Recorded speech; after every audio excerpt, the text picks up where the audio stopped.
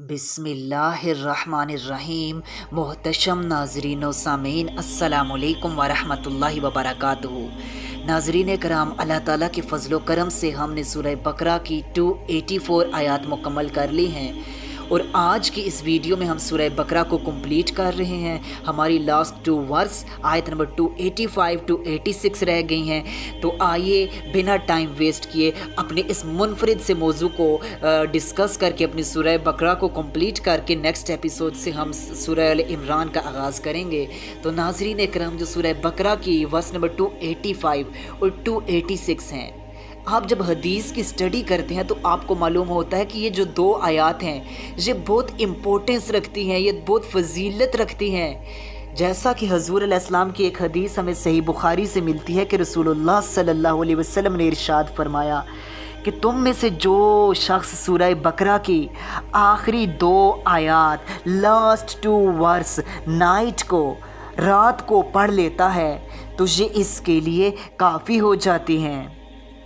यानी कि इस अमल की बदौलत अल्लाह ताला इसकी हिफाजत फरमाते हैं। एक और हदीस में आता है कि रसूलुल्लाह सल्लल्लाहु अलैहि वसल्लम को मेराज की रात जो 3 चीज़ें मिली थीं, इनमें से एक सूरह बकरा की ये आखिरी 2 आयात थीं।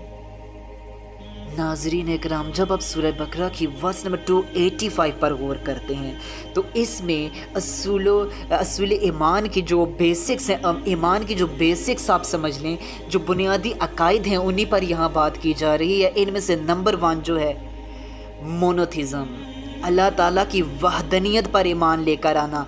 आपको मालूम है कि हम जब इस्लाम कबूल करते हैं, जब हम बिलीव लाते हैं तो सबसे पहले हमें अल्लाह ताला की वहदनियत पर ईमान लाना होता है, मोनोथिज़म पर ईमान लाना होता है, अल्लाह ताला की सिफ़ात को कबूल करने पर ईमान लाना होता है।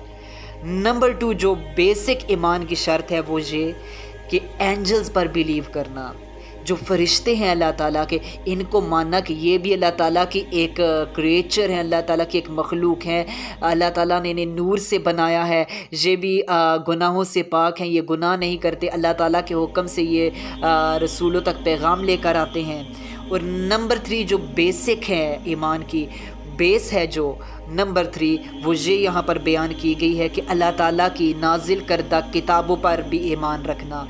जैसा कि अल्लाह ताला ने जो किताबें नाजिल की हैं, तौरात, ज़बूर, इंजील, कुरान मजीद, चारों की चारों किताबें हक़ हैं, अल्लाह ताला की तरफ से नाजिल करदा है।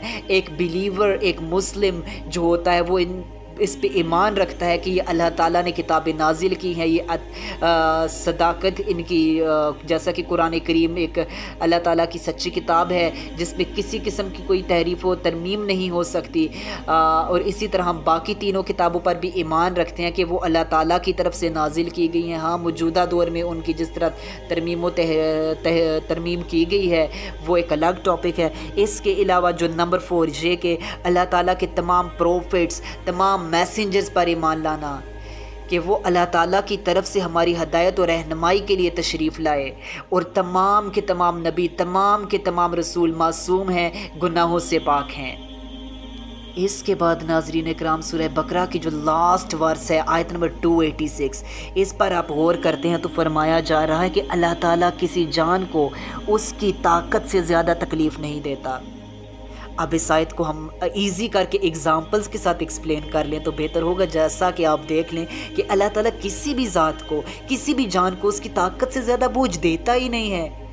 आप देखें कि जो गरीब हैं, फॉर एग्ज़ाम्पल जो गरीब हैं, उन पर ज़कात वाजिब नहीं, ज़कात देना उनके लिए लाजिम नहीं कि वो ज़कात देंगे, क्योंकि वो उनके पास इतना माल ही नहीं है कि उन्हें ये रिस्पॉन्सिबिलिटी उन पर सौंप दी जाए।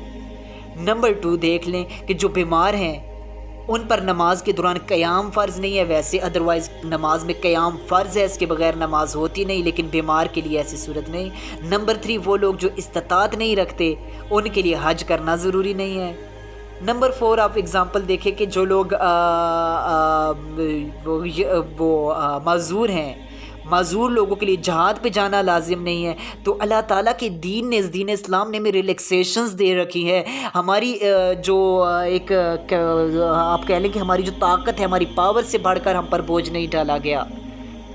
اس کے بعد ناظرین کرام یہاں پر ایک بہت پیاری دعا ہمیں یاد دلائی جا رہی ہے، جو یہ ہے کہ اے ہمارے رب، اگر ہم بھول گئے ہوں یا خطا کی ہو تو ہمیں نہ پکڑ، ہے ہمارے رب ہم پر وہ بوجھ نہ ڈال جو ہم سے پہلے لوگوں پر ڈالا تھا، اے ہمارے رب ہم پر وہ بوجھ نہ ڈال جس کی ہم طاقت نہیں رکھتے۔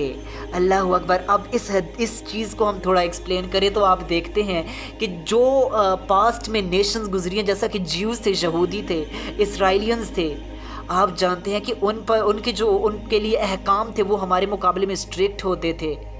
جو ناپاک کپڑا ہو جاتا تھا ان کے لیے حکم تھا کہ اس کو جلا دینا، اگر سکن پہ سے کسی جگہ گندگی لگ جاتی تھی اس جگہ کو کاٹ دینا۔ اس کے علاوہ اور بھی کچھ گناہوں کے بدلے خودکشی کر لینا، یہ ان کے لیے بڑے اسٹرکٹ قسم کے احکامات تھے۔ لیکن ہمارے پیارے نبی حضرت محمد مصطفیٰ صلی اللہ علیہ وسلم کی صدقے ہمارے لیے اللہ تعالیٰ نے ریلیکسیشنز کی ہیں۔ ہمارے کپڑے ناپاک ہو جاتے ہیں تو ہم انہیں دھو لیتے ہیں، سکن پہ ہماری غلاظت لگ جاتی ہے، گندگی لگ جاتی ہے، نجاست لگ جاتی ہے، ہم بات کر لیتے ہیں، شاور لے لیتے ہیں، غسل کر لیتے ہیں تو وہ صاف ہو جاتی ہے۔ تو یوں اللہ تعالیٰ نے ہمیں ریلیکسیشنز دی ہیں۔ تو ناظرین کرام، یوں ہم نے سورہ بقرہ کو اللہ تعالیٰ کی فضل سے آج کمپلیٹ کر لیا ہے۔ اللہ تعالیٰ سے دعا ہے کہ اللہ تعالیٰ ہماری اس چھوٹی سی کاوش کو اپنی پاک بارگاہ میں قبول و منظور فرمائے۔ آپ سب لوگوں میں سے جو سورہ بقرہ کو کمپلیٹ سننا چاہتے ہیں، ایزی ورڈنگز میں سننا چاہتے ہیں، تو ہمارے چینل پر پوری کی پوری کمپلیٹ سورہ بقرہ ہو چکی ہے وتھ تفسیر۔ اس کے علاوہ ہمارے چینل پر سورہ یوسف بھی موجود ہے، آپ دیکھنا چاہیں تو دیکھیں۔